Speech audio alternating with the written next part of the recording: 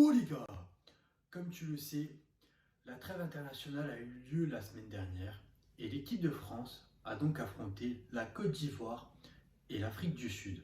Pour ce rassemblement, Didier Deschamps a décidé de faire appel à un groupe assez classique, mais avec quelques surprises, notamment les sélections de Christopher Nkunku ou encore celle de Jonathan Klaus. Didier Deschamps l'a lancé en fin de rencontre lors de France-Côte d'Ivoire vendredi dernier, avant de lui accorder sa première titularisation mardi dernier face à l'Afrique du Sud au stade Pierre-Mauroy. Que penser du premier rassemblement de Jonathan Klaus avec les Bleus? C'est ce dont on va parler dans cette nouvelle vidéo.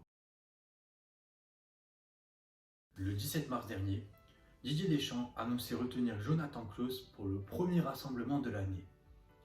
Une joie qu'a partagé le principal intéressé avec tous ses coéquipiers du RC Lens présents pour l'occasion.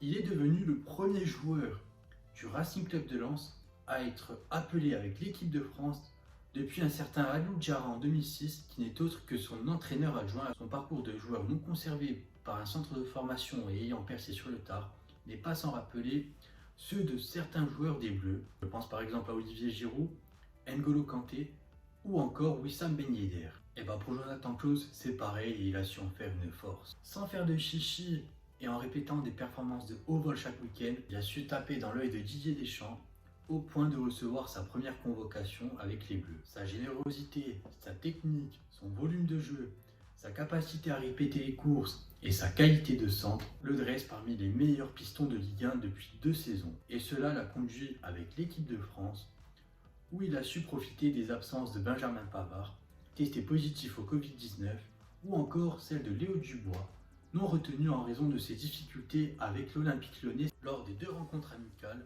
Didier Deschamps a une nouvelle fois instauré un 3-5-2 avec 2 pistons sur les côtés, un dispositif tactique qui sied à merveille à Jonathan Klaus. Pour le premier match des Bleus, s'il n'est entré qu'à la 88e minute de jeu, c'est lui qui a été à l'origine du corner qui a mené au but de la victoire de l'équipe de France, mais il a aussi montré une petite activité plutôt intéressante malgré la poignée de minutes disputées. Et 4 jours plus tard, il a enfin connu sa première titularisation au stade Pierre-Mauroy de Lille, le stade qui est connu pour être celui du LOSC, rival ONI du RC Lens.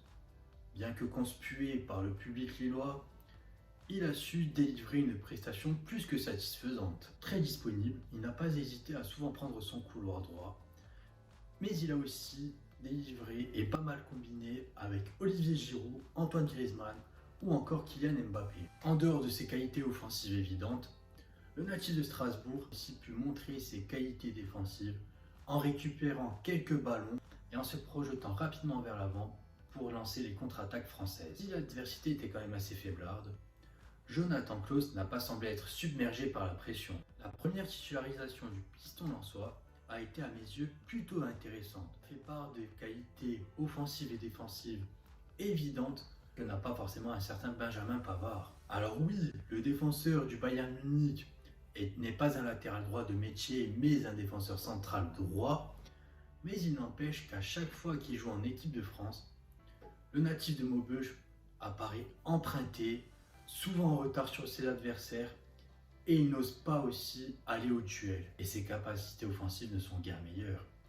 À chaque fois qu'il essaye d'apporter un surplus sur son côté, on voit qu'il a du mal à combiner avec les offensifs français, mais aussi il possède une qualité de centre plutôt médiocre. Bref, pour en revenir à la performance de Jonathan Klaus, j'ai beaucoup apprécié son match, et il a même reçu une standing ovation de la part du public lillois, et j'aimerais clairement le revoir sur les prochains rassemblements pour voir ce qu'il vaut face à des équipes au niveau plus élevé et pour savoir aussi s'il pourra potentiellement faire partie des 23 Français qui participeront à la Coupe du Monde 2022 au Qatar. Est-ce qu'il accrochera le wagon des 23 joueurs retenus par Didier Deschamps?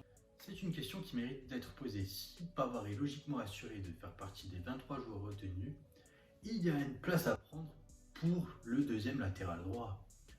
Alors ce ne sera pas Dubois selon moi. Quand il joue avec l'Olympique Lyonnais cette saison, il est tout simplement lamentable et il prend souvent le bouillon sur son côté. Je pense que le deuxième poste de latéral droit se jouera selon moi entre Nordi Mukiele, plutôt performant avec Leipzig et qui a déjà été appelé avec l'équipe de France en octobre dernier, et Jonathan Klaus, néo-international. J'aurais davantage tendance à pencher pour le piston lensois, qui répond parfaitement aux caractéristiques du piston droit voulu par Didier Deschamps dans son 3-5-2 et qui s'éclate tout simplement dans ce dispositif qu'utilise Francaise depuis maintenant 2 saisons avec ce Racing Club de Lens tout simplement emballant. Didier Deschamps, dans le passé, a déjà montré qu'il était capable de concocter quelques surprises de dernière minute pour les grands rassemblements internationaux.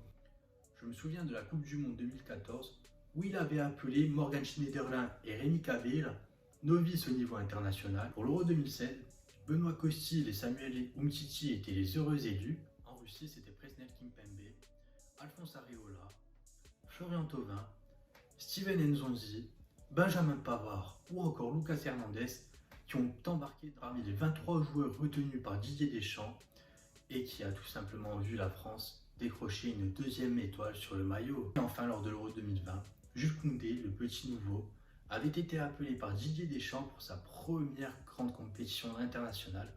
Dans ce même temps, le champion du monde 98 annonçait le retour de Karim Benzema après 5 années d'absence.